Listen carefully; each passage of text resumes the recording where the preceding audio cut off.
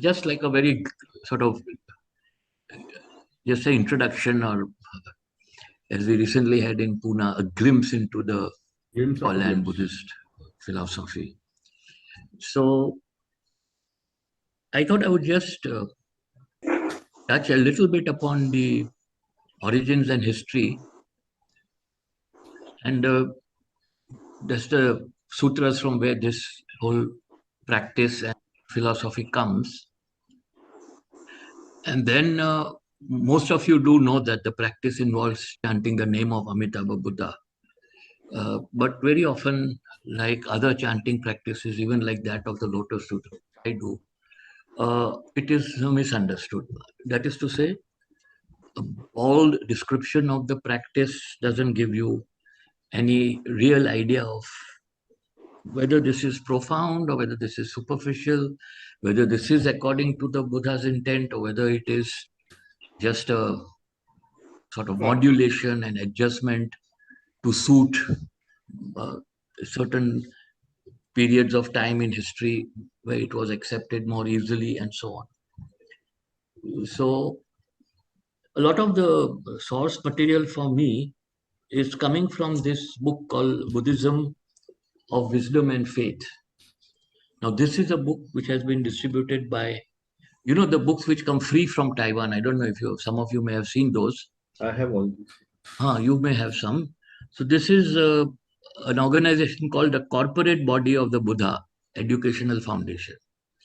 So their main activity is to publish translations and also in the original and translations of Buddhist sutras, shastras, commentaries, other people's writings, and so on.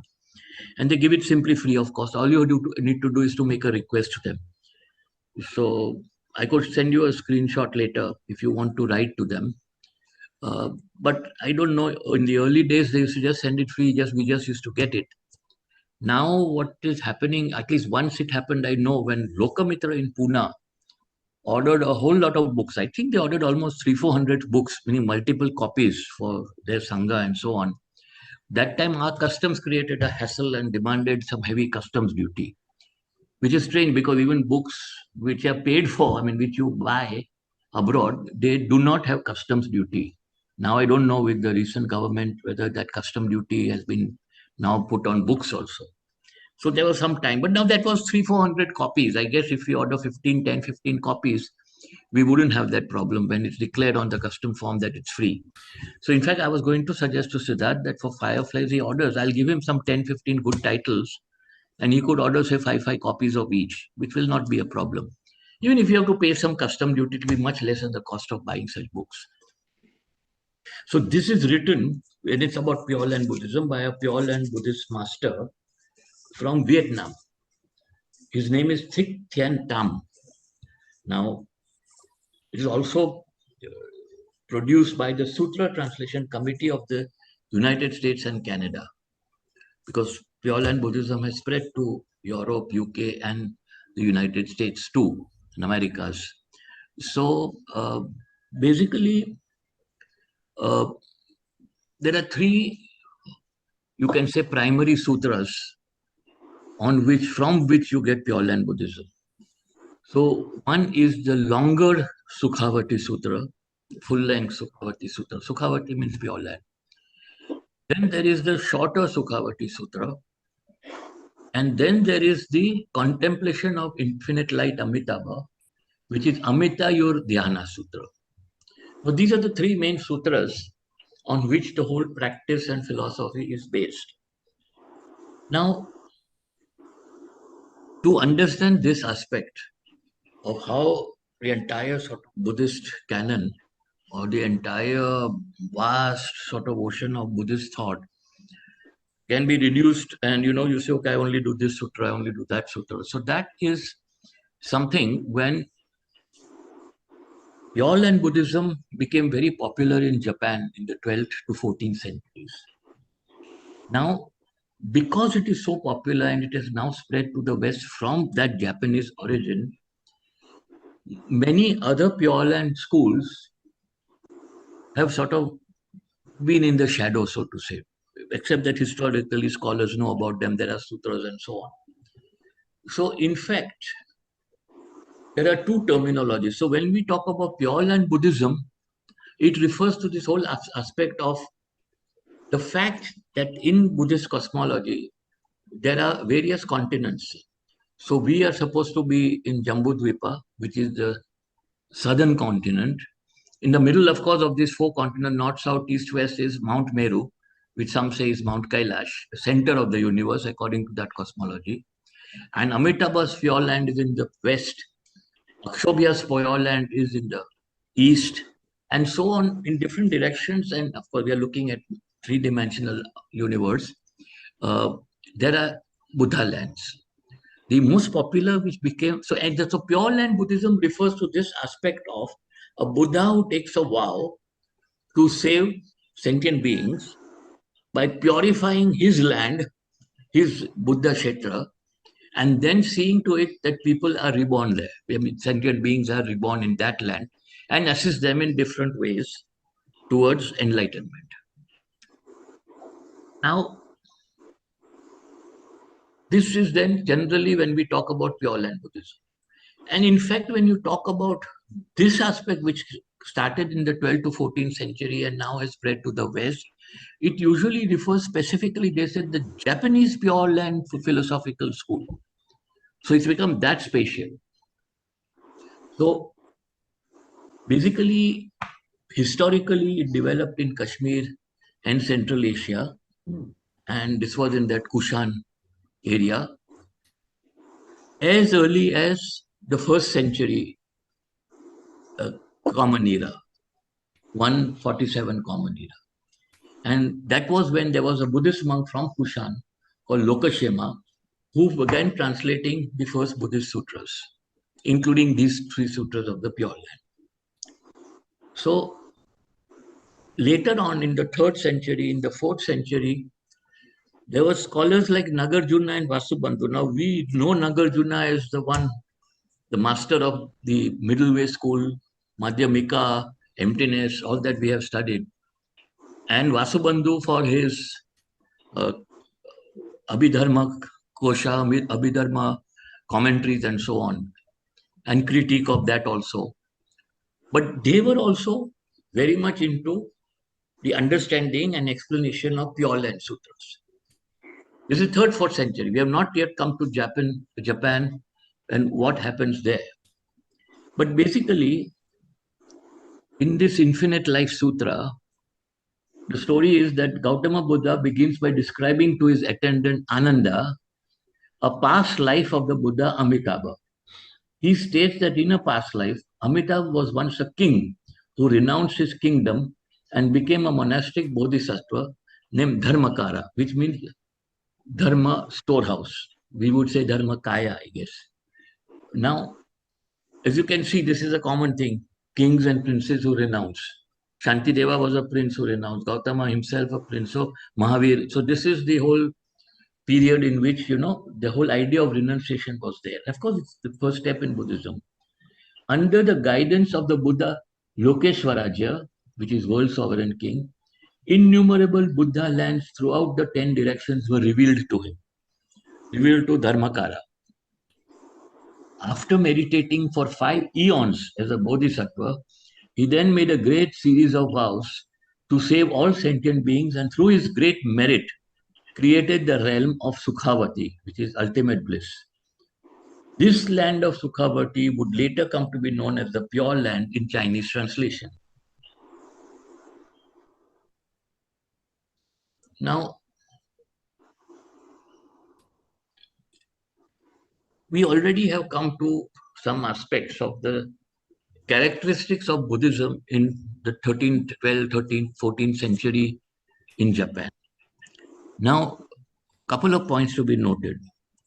One is that all these sects which appeared in Japan at that time, and basically they were the Tendai sect, from which all of these come, then Zen, then Pure Land, and then Shingon, which is esoteric practices, tantric practices, like which came largely from Tibet, China. I mean, all of it came from Tibet, China, but the Tibetan Vajrayana practices were incorporated into Japanese Shingon.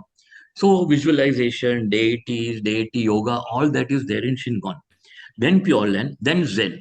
But each of the founders of this sects, they were definitely sects, were all monks from the Tentai or Tendai tradition, where the main focus had always been Lotus Sutra and to some extent the Pure Land Sutras.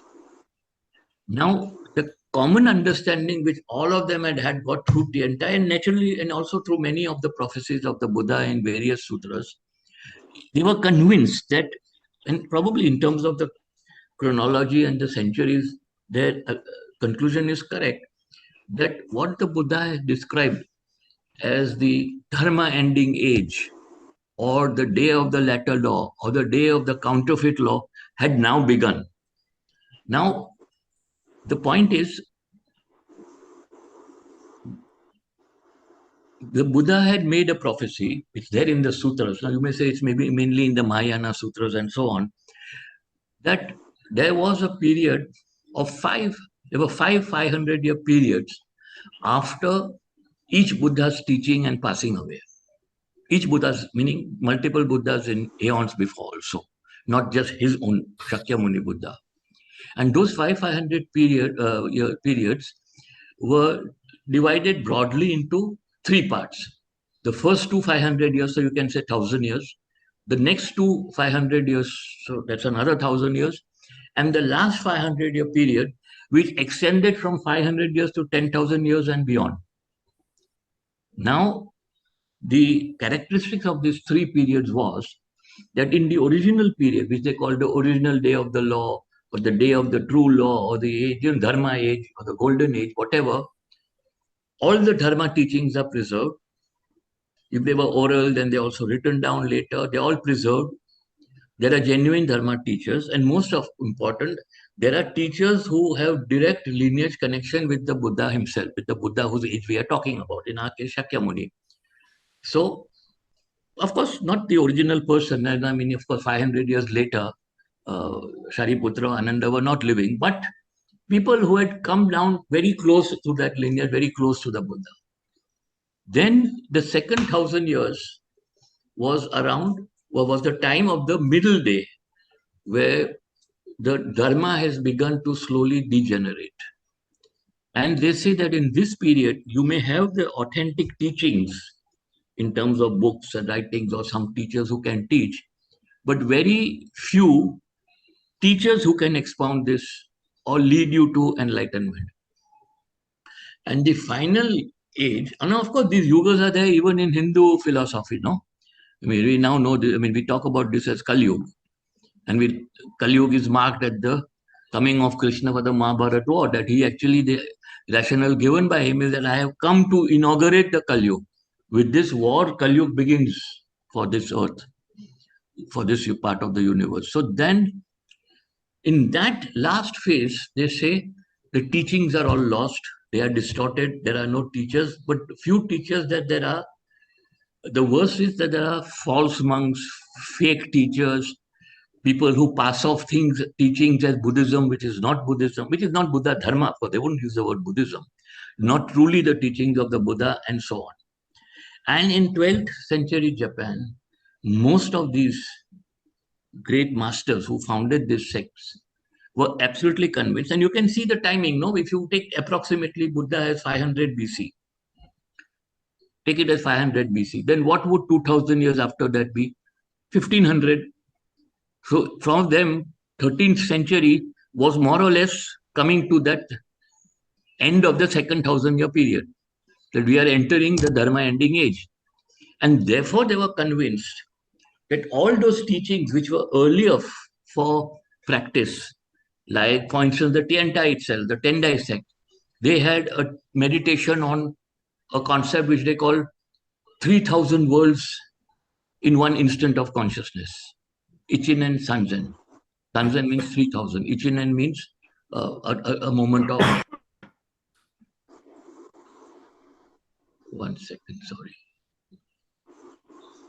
I may need this. I'm just going back to the page. My hand kind of touched it.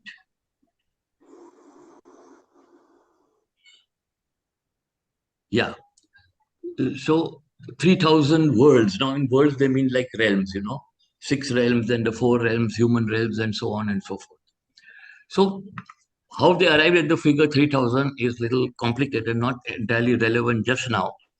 But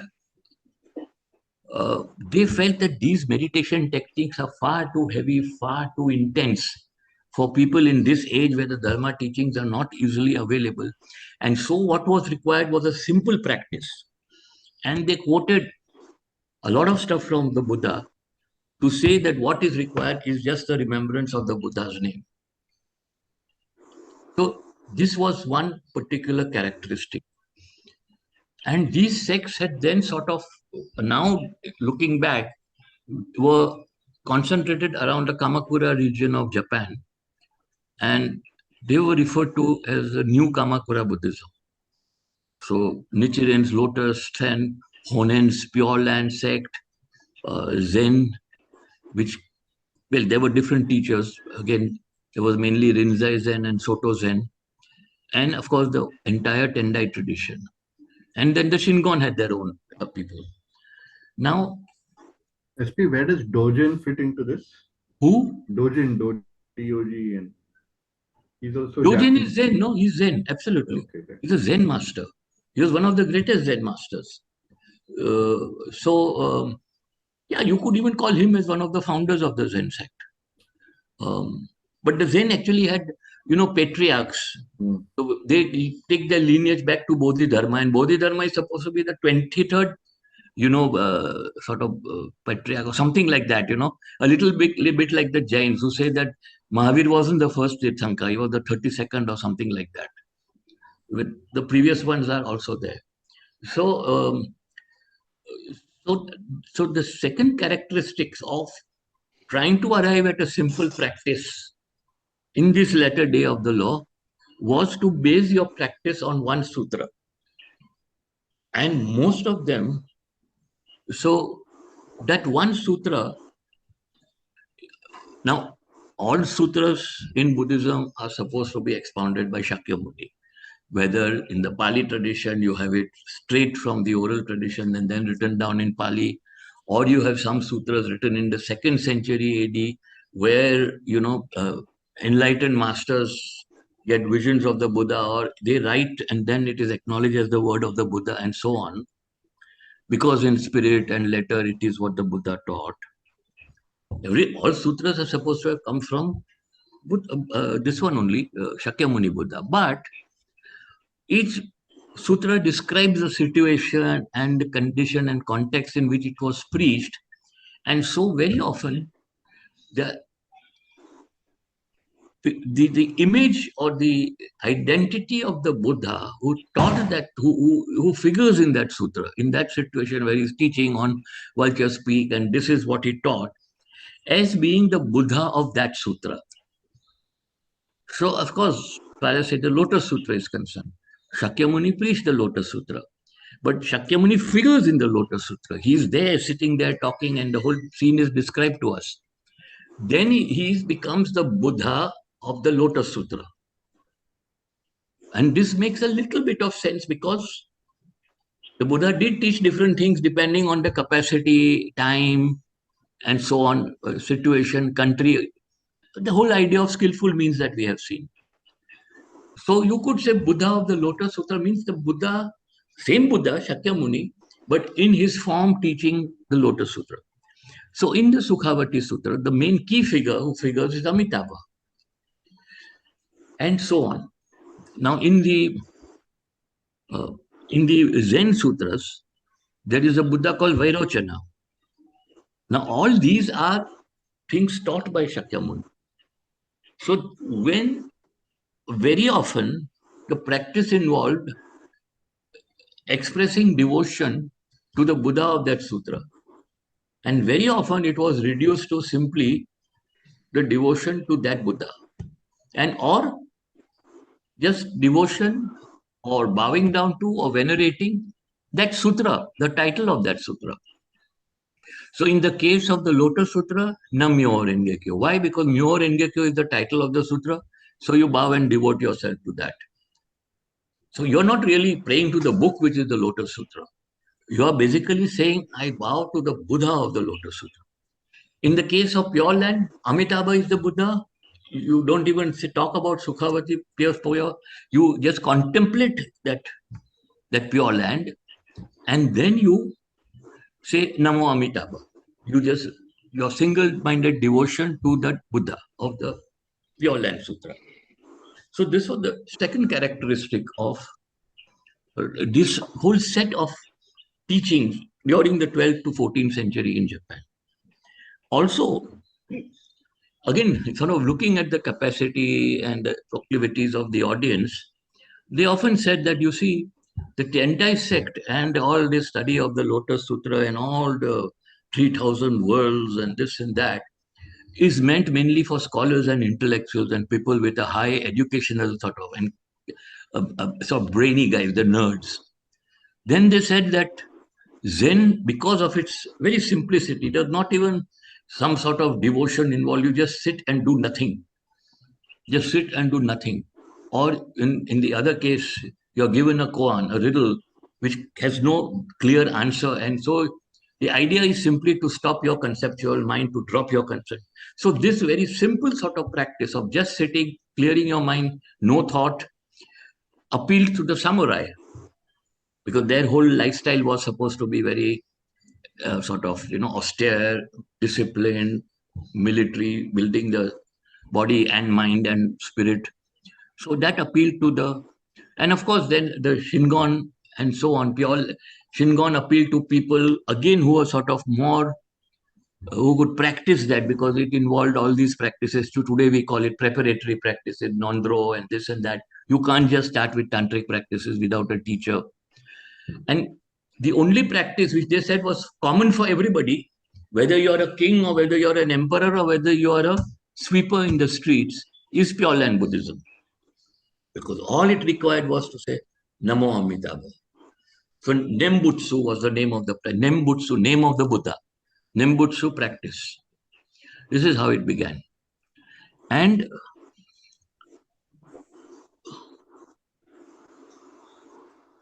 the person who established, the sage, you can say, who established the Pure Land practice was Honen, Honen, Honen. And he established the Pure Land Buddhist sect, which was called, the Pure Land in Japanese is Jodo. And I think in Chinese it is Jingtu. Jodo, so he established Jodo Shu. His sect was Jodo Shu. This is the original Pure Land sect, which is the one which is popular even beyond Japan, in China, Taiwan, Vietnam. So even this book you can see from his writing and his appeal to Honen, where he never mentions the other sect. The person Shinran, who came after Honen, was Honen's disciple, and who simplified the practice even further. So, but in Japan, you have both sects, and people have their appeal for both. And so that was Honen, and his disciple was Shinran. So you have Jodo Shu, which is Honen's, and you have Jodo Shinshu, which is Shinran's. There are also two more. One is Jodo Shu, Jodo Shinshu, Yuzu Nembutsu Shu, Nembutsu Shu, and Jishu. Now, the other school, these are the Pure Land schools. There was only one school. So these Pure Land sects also had very strong boundaries between them. Huh? So it's not like, oh, you're Jodo Shu, I'm Jodo Shinshu, let's sit down and practice together. No, no way. They had very clear properties and territorial sort of, entitlements and so on. Except there was one Zen school, which was called the Obaku school, where they said that we will retain the Amitabha practice of Nembutsu. It was founded in the 17th century. So mind you, much later when all these sects had already been accepted and were being practiced. So their thing was, I mean, very simple terms, their thing was, okay, in Zen we are supposed to meditate, but meditate in the sense, no thought, no mind meditation. How do you attain that how do you come to that point when you can meditate like that? So they said, okay, we do Amitabha practice, which calms the mind.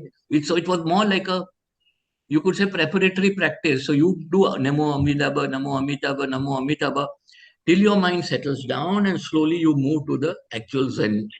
So they were willing to kind of accept both things. Now,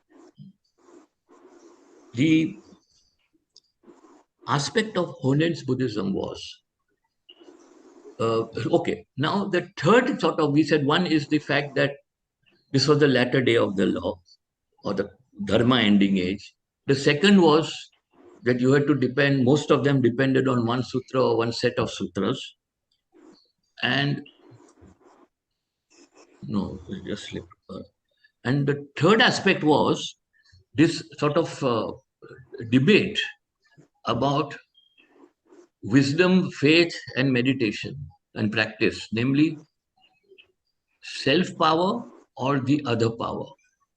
You see, now traditionally, when you look at Theravada Buddhism and you look at all the Buddhism that we have in the Lotus Sutra, the idea is we have to practice. There is certainly no creator God, but you're not going to get any gods or anybody or any superior being going to take you to enlightenment. Whatever happens, happens with our own effort.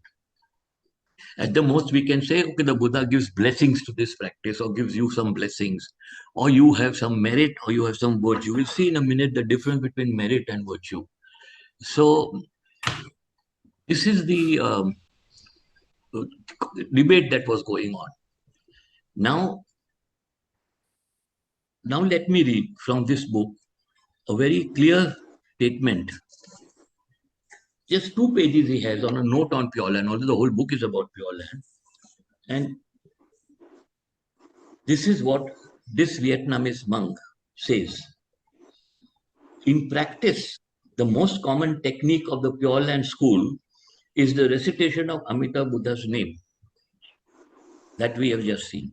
Common people all understanding, we also so far have understood only this. Along with this popular form of Pureland, there is also a higher aspect in which Amitabha, the Buddha of infinite light and life, is equated with our Buddha nature, infinitely bright and everlasting. So now you have here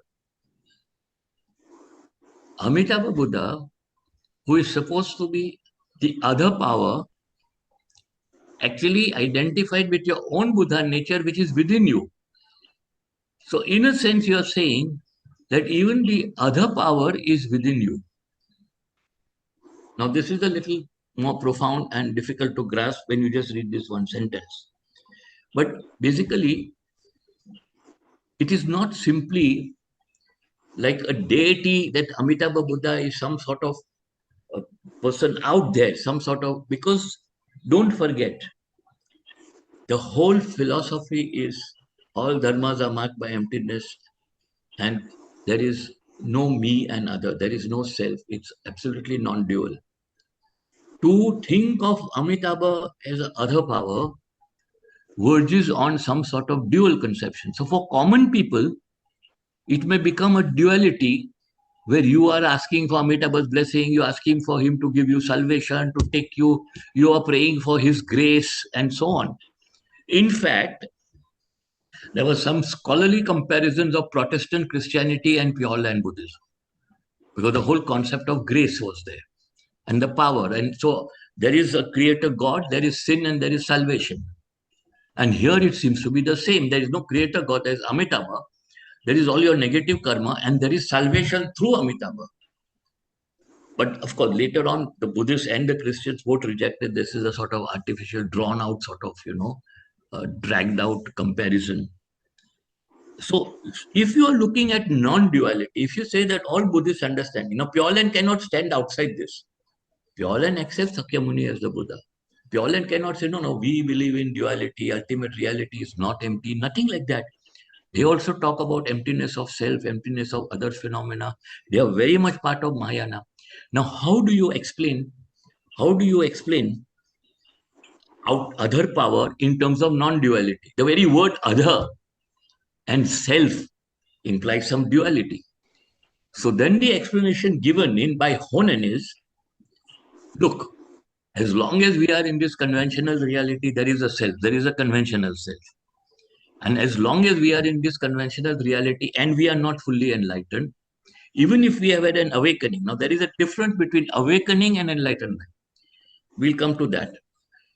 Even if there is an awakening, even if you understand Buddha's teachings completely, as long as you are in the conventional world, the pure land will appear like a real world. Just as this world, which is equally illusory and marked by emptiness, appears to us as real.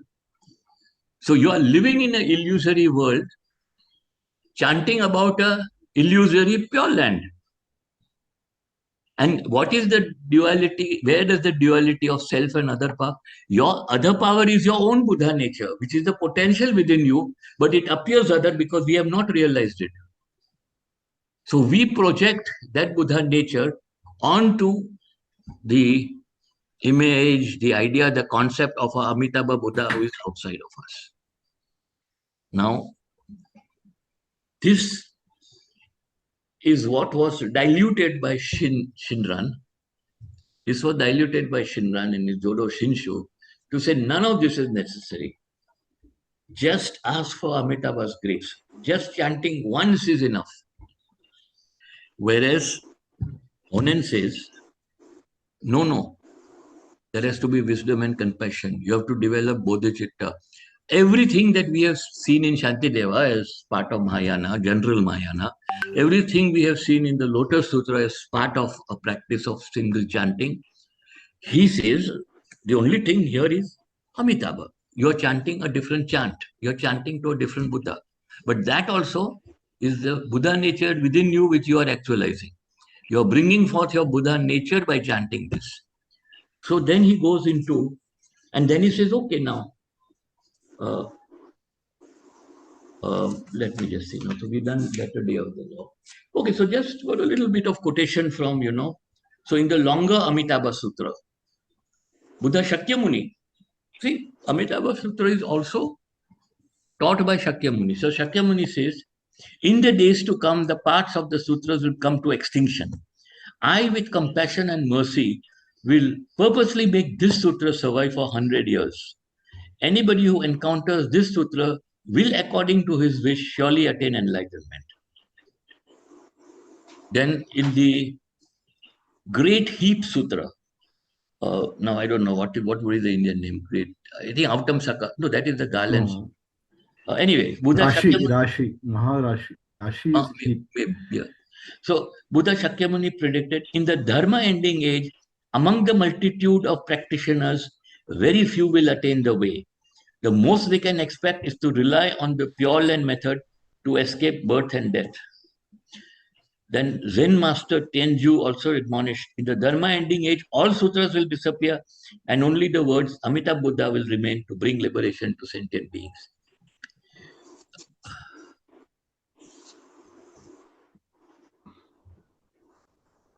So now the other question is, if you are going to, as he says, escape birth and death, where is the question of taking birth in the Pure Land?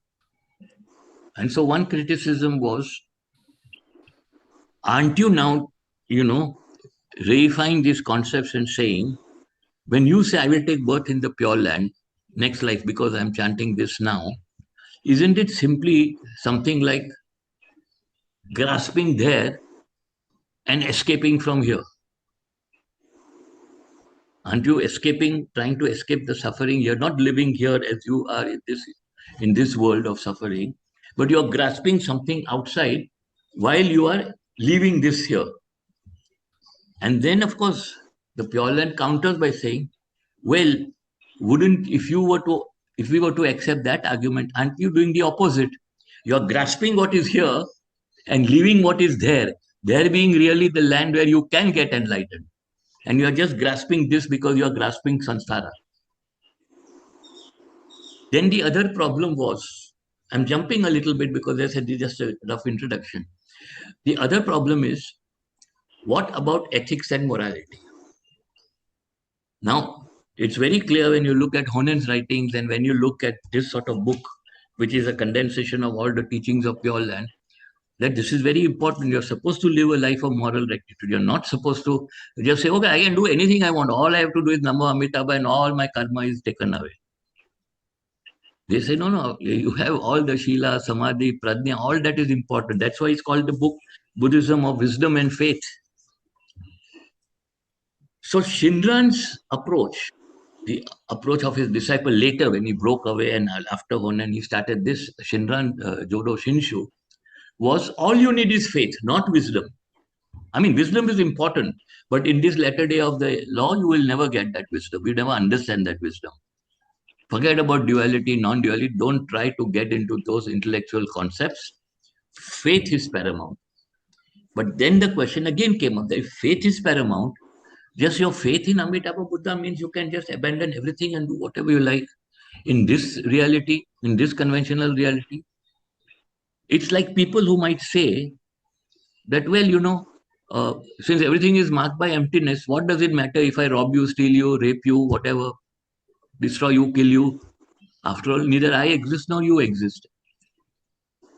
So this was these are some of the problematic issues in Pure Land Buddhism. The Pure Land people have all their answers, so that's not a big deal. Uh, now,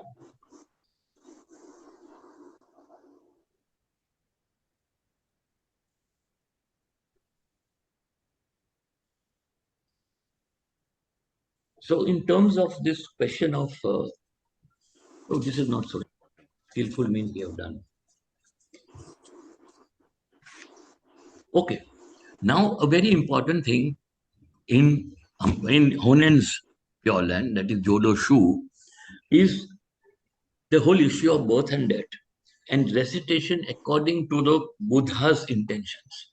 And he has put Buddhas as plural, not Buddha apostrophe S, Buddha with an S plural and then an apostrophe of the intention.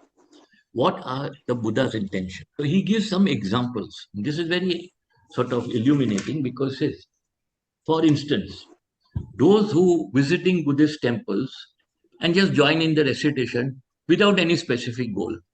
It's good. He says it is good. They will gather some merit, but this is not in accordance with the Buddha's true intentions.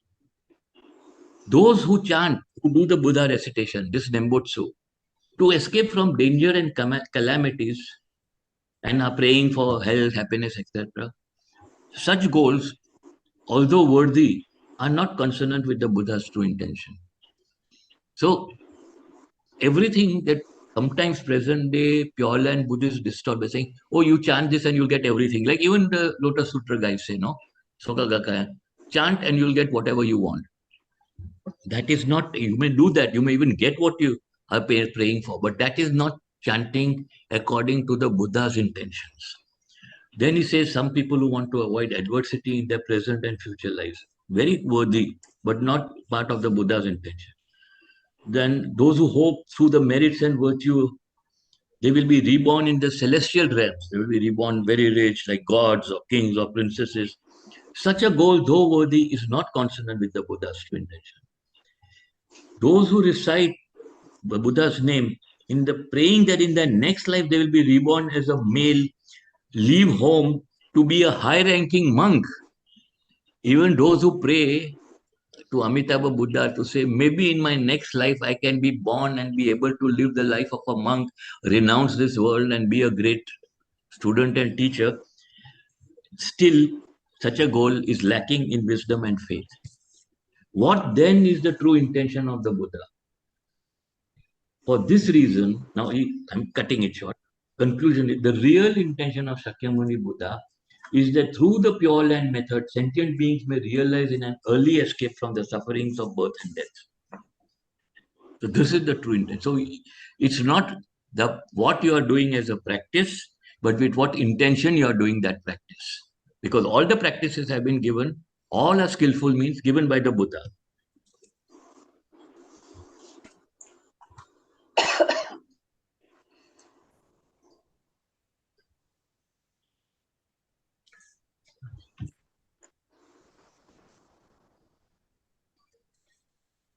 Even the Mahavairochana Sutra, which is the Zen Sutra, the one on which Zen is based, says the Bodhi mind, Bodhicitta, is the cause. Great compassion is the root. Skillful means are the ultimate. Now, skillful means are the ultimate. Now, have a look at this explanation of that, which we have done when we did skillful means. So, skillful means we have seen all, I mean, they have to teach according to time, capacity, all that. But there is this teacher, I said not Shingon, I couldn't remember the name. The founder is Kukai. Kukai, Japanese founder of the Shingon, the esoteric school. He says, Kukai interpreted the last phrase in two ways. Which last phrase? The phrase in the that skillful means are the ultimate. One stresses the imperative sense that skillful means should lead to ultimate enlightenment. So they are means to an end. So skillful means how the practices we do, etc., what the Buddha has taught us, is to reach enlightenment. So they're truly a means and the enlightenment is the end. The other emphasizes the declarative sense that skillful means themselves are the ultimate. The former expresses the view of self-benefit in seeking enlightenment. Enlightenment you are grasping is a goal, somewhere to reach, for which you need skillful means. The latter, the view of enlightenment fulfilled in compassion towards others. So your compassion coming through wisdom for others, which has been classified as skillful means, you see, compassion is skillful and enlightenment is ultimate. But that skillful compassion itself is the ultimate enlightenment. Is the ultimate, yeah, enlightenment, the view of enlightenment fulfilled in compassion. Now, I had said that we will also take a quick look at merit and virtue, because we often use these words interchangeably. However, there is a crucial difference. Merits are the blessings, wealth, intelligence, etc., of the human and celestial realms, of the realms of men and the realm of God. Therefore, they are temporary and subject to birth and death. So your wealth and your intelligence all goes away when you die. Virtues, on the other hand, transcend birth and death and lead to Buddhahood. Four virtues are mentioned in Pureland Buddhism: eternity, happiness, true self, purity. We won't go into that and what exactly they mean by these four terms. I don't know, I've not gone that deep into it. Uh, an identical action, but this is more important. One action, the same action, for example, charity, dana, can lead either to merit or virtue depending on the mind of the practitioner. That is, on whether he is seeking mundane rewards, which is merit, or transcendence, which is virtue. So, if I am giving a donation to charity with the idea that if I give this much, I will be get tenfold. तुम 2 पैसा दोगे वो 10 लाख देगा, you know, that sort of thing. If that is your mundane thing, then you will only get merit. Yes, you will get money in this life or next life. You may get, whatever is you can buy through money, but it will not give you virtue that goes from lifetime to lifetime. So virtue is when your intention is to, so if you use skillful means, if you use compassion and charity as the ultimate fulfillment of your enlightenment vow, then you get virtue. So this was one thing. Then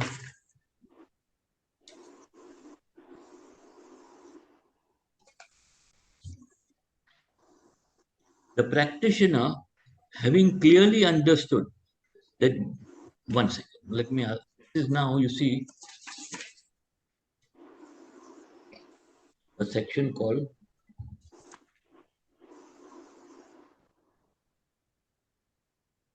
it's a section called How to Develop the Bodhi Mind.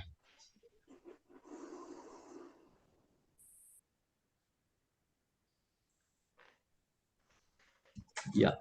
The practitioner, having clearly understood that beings and dharma are empty, can proceed to recite the Buddha's name with a pure, clear, and bright mind, free from all attachments. Only when he cultivates in such an enlightened frame of mind can he be said to have developed the Bodhi mind.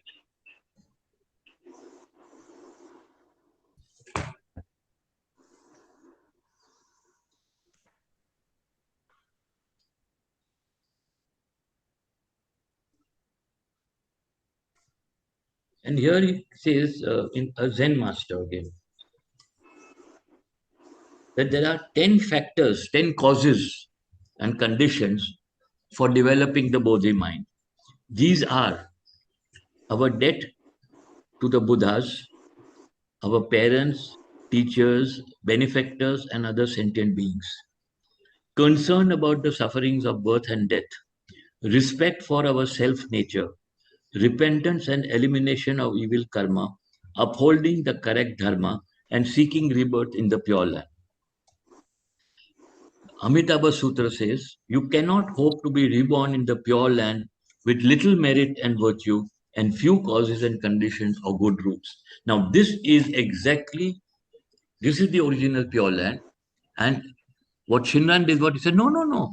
In fact, they had a sort of a humorous sort of saying that, uh, even the rich and the good man can enter the pure land. How easy then it would be for the evil to do so. So, what they are saying is, good deeds you do, you might be reborn on earth in samsara itself as a more fortunate rebirth, as a king or a president or prime minister. But if you are evil, that is not going to happen. But if you chant Amitabha's name, that karma will be taken away, so you will born and be pure in the pure land. So it's more difficult for a rich man to enter pure land, which again I'm sure the Bible fellows would have compared. It's easier for a rich man to for a camel to enter a needle's eye rather than a rich man entering heaven. So obviously, this is the whereas Honen says no. You have to lead an ethical life. You have to develop bodhi mind. You have to develop compassion and wisdom. You have to develop these causes and conditions. Don't think you can just enter and walk in like that. Now, to make this little more clear, there are some doctrinal doubts about Pure Land. I referred to some of this, but these are very nice question answers. He himself has raised a question and given a brief answer. Now the question is, Pure Land method is not for those of high capacities who should follow Zen or mind only school. Mind only is also Yogacara, also came from Tiantai. Moreover, people should have strong wills, be independent, and rely on their own strength to become emancipated. Is it not a sign of weakness to depend on the other power of Amitabha Buddha?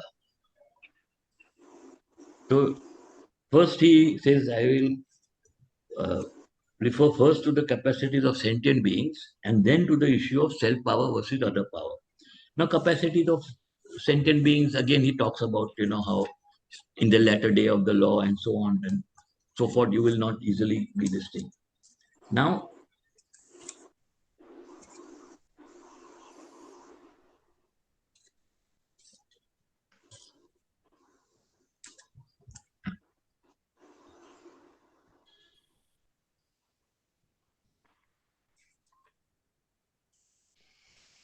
so you said the second one is self power and other power. I will address that because you said, is it a sign of weakness that we depend on Amitabha's power? As far as the question of self power versus other power is concerned, it is wrong to understand the Pure Land method as exclusive reliance on Buddha Amitabha's power. The Pure Land practitioner should use all his power, self power, to rid himself of afflictions while reciting to the point where his mind and the mind of Amitabha Buddha are in unison. At that moment, in this very life, the Buddha will emit rays to silently gather him, and at his death, he will be welcomed and guided back to the Pure Land. The welcoming and escorting feature is really the principal manifestation of the other power. At the point of death, throughout your life, you have to use self power to do the recitation, to remove yourself from afflictions, to lead an ethical life, to be compassionate, to develop bodhicitta. At the point of death, you may have a Buddha to escort you. That is where the other power comes in. One may agree, one may not agree. Then, and of course, remember this thing of the point of death. Even Nichiren mentions it. Because you see in the Lotus Sutra and all his commentaries also, and here in Pureland, you will have this, enlightenment in this lifetime. If you practice, even the Vajrayana, no? Enlightenment in one lifetime. Now, one way of enlightenment in this lifetime is like what happened to Shakyamuni Buddha. He really got enlightened under the Bodhi tree, but then he lived another 40 years as an enlightened Buddha walking on the earth. But for most of us, when they say enlightenment in one life, what it means is that at the point of death, if you have constantly been practicing, you will be chanting whatever you are, or doing whatever practice you are doing at the point of death. And then you will go towards the light which takes you out of the sort of rebirth of samsara, etc. And of course, if you have taken the bodhisattva vow, then you will be born again and so on. Now, this is the stress uh, from million to everyone. Even Charles Bronson mentions this at the point of death at Once Upon a Time in the West. Huh. I got that film. I'm going to watch it. I got it in Bombay this time for $100. So, so at the point of that, so at that point, will we know that a person has been enlightened, has reached enlightenment in this lifetime? For most of us, it is not that we'll become, enlightened right now. I mean, I do something and after 10 years, I'll be enlightened. Then I live another 30 years and I go around teaching. That will happen when the next Buddha, when Maitreya comes, that will happen. That is that full supreme enlightenment. Thus, one-pointedness of mind resulting in rebirth in the Pure Land refers to the time of death, not the present time. The power of the cultivator's pure vows directed towards the Pure Land is called self-power. The power to emit light and to escort the cultivator back to Pure Land is called the Buddha's power or other power. Some cultivators, while not witnessing anything, also achieve rebirth in the Pure Land thanks to the power of their vows and the power of Buddha's guiding light. Therein lies the importance of other power. So you say you may not get any visions, no visions, nothing. You may see nothing, no light, no Buddha, no colorful robes. You just pass away and you are born into Pure Land, but you will still be born there. It is not necessary that you get all this, technical or sort of spectacle at the end, at the point of death.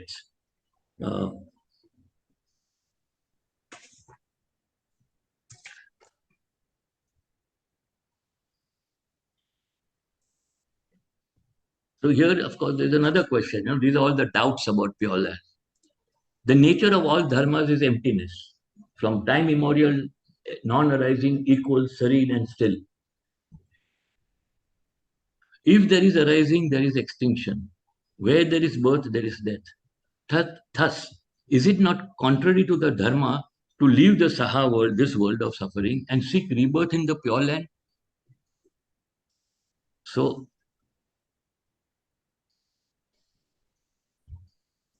here he explains that business which I said about, is it not making the mistake of leaving there and grasping here? Now, if we say that I neither seek to go there, nor am I attached to the here, we are also caught in the error of nihilism. So if you say, I don't believe in that, I don't believe in this also, everything is illusory, then you are nihilist. The Diamond Sutra says, Subhuti, do not think that to develop the Bodhi mind is to annihilate all the marks of the Dharma. Why is this so? It is because developing the Bodhi mind with respect to phenomena is not the same as nihilism. To understand emptiness, to understand that the entire ultimate reality is non-dual, is developing the Bodhi mind of wisdom. It does not mean, is not the same as nihilism. No birth means that dharmas are born of illusory combinations of causes and conditions with no self nature, no self anatta, and thus no true mark of birth. Because they are illusory, they are not really born, nor do they appear from anywhere. Therefore, they are said to have no birth, no death. Now, when you say no birth, no death, no death means that when dharmas, here dharma means phenomena, when phenomena disintegrate, there is no self nature remaining. Like when we take you disintegrate this table, is there a table other than the top and the legs? And no, there isn't. So there is no self nature remaining when you disintegrate a phenomena. Since they have no true place of return, no place of extinction, they are said to be undying. Thus, no birth does not mean not seeking rebirth in the Pure Land, or that being reborn in the Pure Land is to be subject to death and extinction, which is contrary to the truth of no birth. So, if you are in a non dual understanding, there is no birth and no death. The Vimala Kirti Sutra, again another sutra with emphasis on skillful means, Actually, says. can you reread that again? Can you reread that? Read it again. That no death, no birth. Uh-huh. No death means, so first he explained no birth. Everything is illusory, so there is no birth in that sense, real birth. No death means that when dharmas disintegrate, there is no self nature remaining. There is no nature, self, true self, other than all these causes and conditions. Thus, no birth, so no birth does not mean not seeking rebirth in the Pure Land. It means seeking rebirth in the Pure Land in the same illusory way that you were born here, okay, which we also call no birth. So the birth in Pure Land is exactly like the birth in this illusory land. And or that being reborn means if you are reborn, then there will be death. Your birth, so there is death. So in Pure Land also you are born, so there will be death. No, no, no. So he's saying there is really no birth and no death if you understand the non-duality of that Pure Land being illusory and this Saha world being illusory. The Vimala Kirti Sutra says, he's talking about bodhisattvas. Although he knows that Buddha lands are void, like living beings, have no reality. Buddha lands are also marked by emptiness. He goes on practicing the Pure Land. In brackets, they have said Dharma. You still practice the Dharma. Even if you are not Pure Land, you believe that everything is illusory, everything is void, but you still practice the Dharma to teach and convert men. Why do you do that? I may know that everything is illusory, everything is marked by emptiness, but I still practice and teach the practice to others because they have not reached that stage. Therefore, the wise, while diligently reciting the Buddha's nature, Buddha's name, seeking rebirth in the Pure Land, do not grasp at the mark of birth because that mark does not really exist.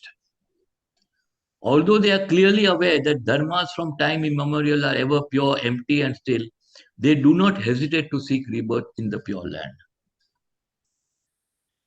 Now, there are some doubts on misreading the sutra.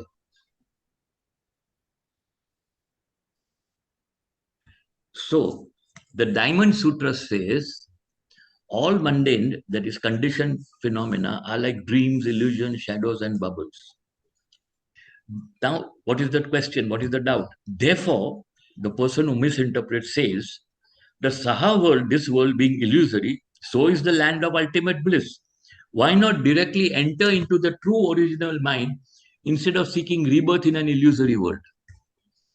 If you know that that world is illusory, why do you seek rebirth in a illusory rebirth, no doubt? Why not simply enter the whole arena, so to say, of the true original mind, the true nature of mind, which is what Zen tries to do, which is what Dzogchen tries to do in Tibetan Buddhism. Understand the true nature of mind directly. The answer is, in truth, all the pure and impure lands in the 10 directions are like dreams and illusions. However, only when we have attained the illusion like samadhi can we see them as illusory and false. If we have not yet reached that stage, we will still see them as real. We are still subject to their sway. We still know sorrow and happiness, and we still feel uncomfortable during the summer heat, and are even bothered by such small things as mosquito bites. Thus, how can we speak about things being illusory? So still you have reached a stage. You cannot say, I don't want anything because everything is illusory. Then that is nihilism. Nothing exists, I don't want anything. We should realize. Now, again, he uses the word expedient. we should realize that the Pure Land method is a wonderful expedient of the Buddhas. Very important. He's not saying that the Pure Land is real. He's saying the Pure Land, like anything else that the Buddha taught, are skillful means. It's a wonderful expedient means to help sentient beings escape from an illusory realm of great suffering, full of obstructing conditions and dangers. Then, in that happy, peaceful, illusory realm, cultivation progresses easily. So, from this illusory, this thing, you go to another illusory world, precisely because you have not attained that state of what he calls what illusion like samadhi. So, yeah, this is it. So now,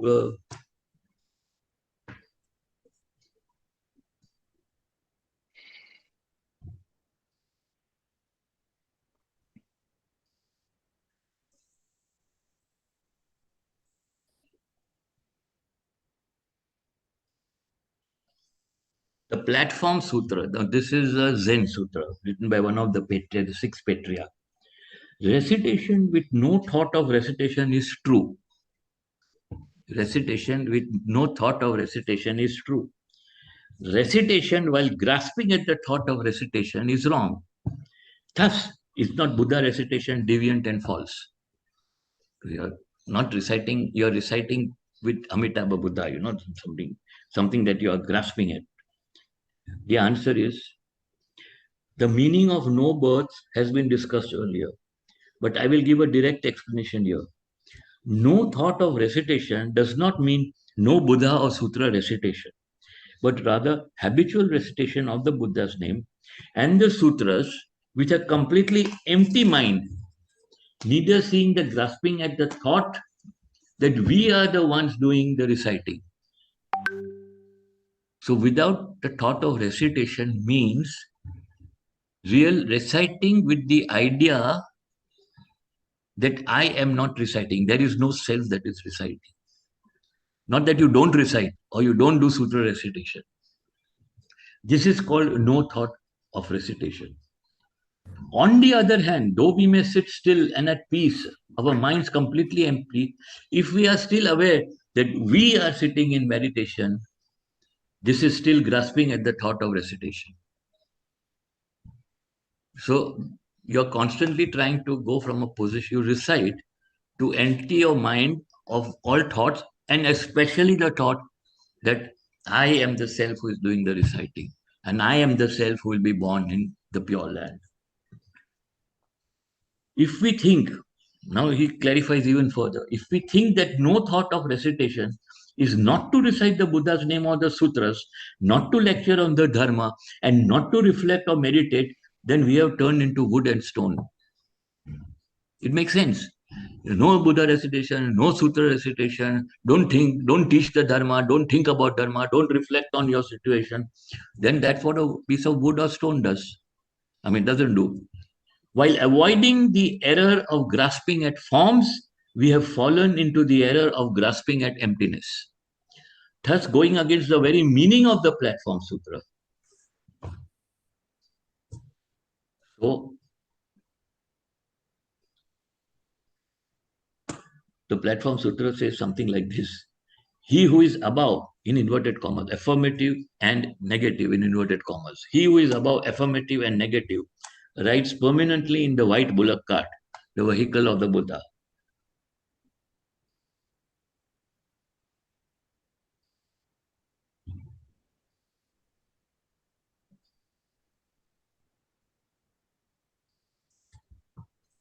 High ranking monks of old often practiced Buddha recitation seeking rebirth in the Pure Land, but they were not attached to the mark of Buddha recitation or seeking rebirth. Therefore, they left behind this stanza: to recite is the same as not to recite. No birth is precisely birth.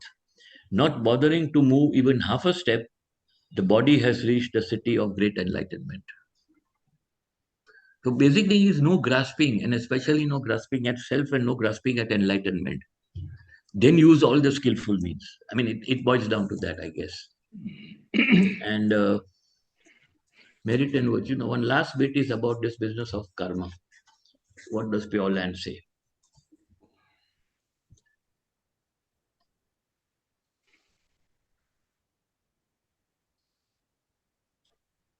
Uh,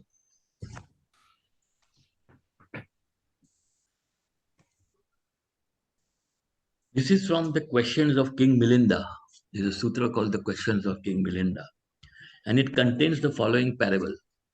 A minute grain of sand dropped on the surface of the water will sink immediately. On the other hand, a block of stone, however large and heavy, can easily move from place to place by boat. The same is true of the Pure Land practitioner. However light his karma may be, if he is not rescued by Amitabha Buddha, he must revolve in the cycle of birth and death. So the light karma, like a grain of sand, will sink. With the help of Amitabha Buddha, his karma, however heavy, will not prevent his rebirth in the Pure Land. We can see from this passage that thanks to other power, this whole business of welcoming and taking you to the Pure Land, the Pure Land method can benefit the practitioner, however heavy his karma may be. But again, that doesn't mean you start creating heavy karma simply because there will be a boat at the end of it. Then there may be no boat. The boat may have sailed. So what he's saying is, if there is heavy karma, if there is light karma, the huge block of stone represents the weight of heavy karma. The boat symbolizes the power of Amitabha Buddha's vows. Therefore, the cultivator should not think that residual greed, anger, and delusion will prevent him from achieving rebirth in the Pure Land. This example should also resolve doubt concerning past heavy karma, whether it's in this lifetime or other lifetime. So these are some of the extracts from this book.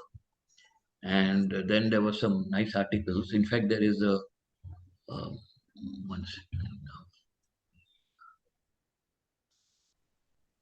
now. You will find on the internet, the Stanford University has a website with philosophy as a big section, and the entire Buddhist philosophy of different schools and traditions very nicely explained. It was too intense. It's not within the scope of a short sort of thing like this today. Of course, the Wikipedia article is good, Encyclopedia Britannica article is good, but if you really want to know, not just about Pure Land, even anything, like Lotus Sutra or Theravada Buddhism, meditation, Abhidharma, whatever, it's a really good site, the Stanford philosophy site. Can one be said to have truly attained supreme enlightenment, which is to say, attained the way? A metaphor appearing in the sutras is that of a glass of water containing sediments. As long as the glass is undisturbed, the sediments remain at the bottom and the water is clear. So that's a sort of stage of awakening. You can see what is in the water, it's clear, and so on. As soon as the glass is shaken, the water becomes turbid. Likewise, when a practitioner experiences a great awakening, his afflictions are temporarily suppressed but not yet eliminated. To achieve supreme enlightenment, that is to be rid of all afflictions, is the ultimate goal. Only then can he completely trust his mind and actions. Therefore, then he should adhere to the precepts. So this is another reason, why you should have ethical behavior. Because you are trying to get rid of those afflictions. It's not just a thing of being born in a Pure Land. So he has to keep the precepts, keep a close watch on his mind and thoughts, like a cat stalking a mouse, ready to pounce on evil thoughts as soon as they arise. To do otherwise is to court certain failure. Stories upon stories of errant monks, roshis, and gurus demonstrate. Another illustration. To make sure that his disciple would reach the great ocean and not be misled by smaller bodies of water, a Zen master explained the differences between rivers, lakes, and seas, the characteristics of fresh water, salt water, etc. So, first, theoretical knowledge. Finally, he took the disciple to the highest mountain peak in the area and pointed to the ocean in the distance. For the first time, glimpsing the ocean with his own eyes, the disciple experienced a great awakening. He has now seen the ocean. However, only after following the long, arduous path and actually reached the ocean, Tasting its waters, did he attain enlightenment? Now, this is also like the story in the Lotus Sutra of that phantom city, where this band of travelers are going with the help of a leader, and they are going to give up the whole quest. When he says, "Come on top of this hill," we are just a little one nights away from the, and he takes them on top of the hill, and they say this beautiful treasure land, paved with gold and gems on the trees and all that. And that gives them encouragement. Now, this is awakening. This is the awakening. Now they sleep that night, and next day, when they do that 1 day's travel, they reach that and find, oh, but there is no city. It was just an illusion. Then he says, no, there is a city, but we still have to go a little further, long, arduous path. They go a little further, and then they actually come to the treasure. So seeing the treasure, illusory, etc., is the great awakening. To get rid of all afflictions and actually taste that treasure is the enlightenment. Thanks.